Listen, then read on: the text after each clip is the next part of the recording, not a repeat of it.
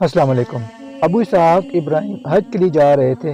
ایک شخص نے کہا، حضرت میں بھی آپ کے ساتھ چلوں گا۔ ابو اسحاق نے کہا، ضرور چلو۔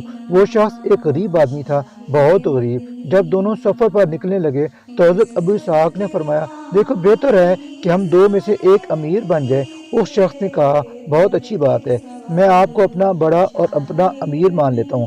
ابو اسحاق نے فرمایا، یہ بات طے ہو گئی تو یاد رکھو کہ سفر میں سب کام امیر کے حکم کے مطابق ہوں گے۔ اس نے کہا کہ درست۔ ابو اسحاق امیر اور وہ شخص تابع بن کر سفر کرنے لگے۔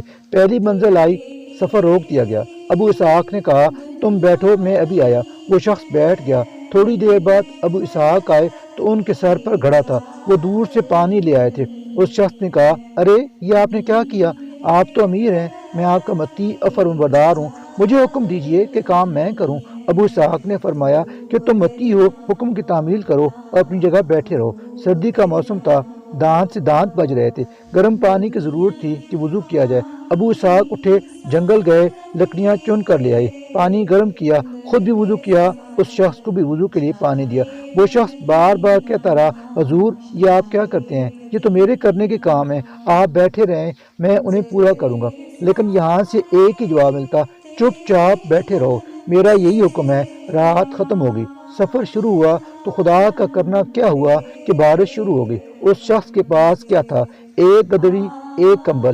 ابو اسحاق نے اپنا لبادہ اتارا اور اسے پھیلا کر دونوں ہاتھوں سے پکڑ لیا، اس طرح کہ اس پر آڑ رہے اور بارش سے وہ بھیگنے نہ پائے۔ خود بھیگتے رہے، اس کی ذرا پرواہ نہ تھی۔ اس شخص کا یہ حال کہ شرمندگی سے آنکھ نہ اٹھا سکتا تھا، کچھ بولنا چاہتا تو یہ اسے روکتے تھے۔ ایک دن اس شخص نے کہا، آج میں امیر بنوں گا، آپ میرے متی اور فرمانبردار بن جائیں۔ ابو اسحاق نے کہا، منظور۔ منزل آئی، قافلے نے پڑاؤ ڈالا، ابو اسحاق پھر کام پر نکل گئے۔ اس شخص نے انہیں پکڑا اور بولا، یہ آپ کیا کرتے ہیں؟ آج میں امیر ہوں۔ جواب دیا، بے شک تم امیر ہو۔ اس نے کہا کہ پھر آپ میرے حکم کے خلاف کیوں کرتے ہیں؟ انہوں نے جواب دیا، میں تو کوئی نافرمانی نہیں کر رہا، نافرمانی تو یہ ہوگی کہ میں امیر کو اپنی خدمت کے لیے کہوں، میں تو متی ہوں، یہ کام تو ہیں ہی میرے۔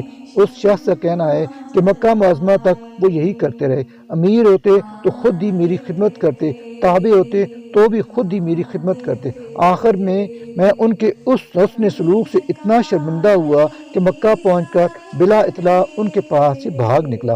اتفاقاً مینا میں انہوں نے مجھے دیکھ لیا، میں بھاگنے کی فکر میں تھا کہ میرا ہاتھ پکڑ لیا، میری شرمندگی کو بھانپ لیا اور ہنستے ہوئے فرمایا، عزیز من، تم کہاں حساب کتاب میں پڑ گئے؟ دوستی اور رفاقت ان باتوں سے بے نیاز ہوتی ہے۔